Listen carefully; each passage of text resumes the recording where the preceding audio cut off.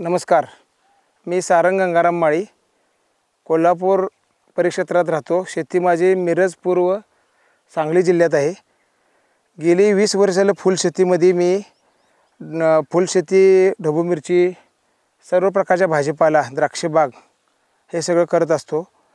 दरम्यानच्या काळात गेली 20-22 वर्ष झालं, 20 वर्ष तर होऊन गेलीच. PR ॲग्रोची खतं मी वापरत आहे. आणि खतं नुसतीच वापरणं किंवा नुसताचा बोलबाला नाही, तर प्रत्यक्षदर्शी आपल्याला पिकाचं स्वरूप कोणत्याही पिकाचं असू द्या, त्यातला असलेला त्या खतांचा गुणधर्म, pH मेंटेन, AC जमिनीमध्ये असणाऱ्या जीवाणूंना कुठल्याही प्रकारचा बाधिकार न होता, आणि सध्या असलेलं टेम्परेचर, आता आपण बघू शकता की एवढं टेम्परेचर असून देखील ह्या फुलाची क्वालिटी इतकी चांगली मेंटेन झालेली आहे की मी स्टार्टअपला याला 19-13 2 आळवण्या झाल्या. त्यानंतर 19-13 ड्रिपनं गेलं. नंतरच्या काळात वाढीच्या काळामध्ये झाडाच्या 13-0-45 कॅल्शियम नायट्रेट बोरॉन हे 3 एकर क्षेत्र आहे.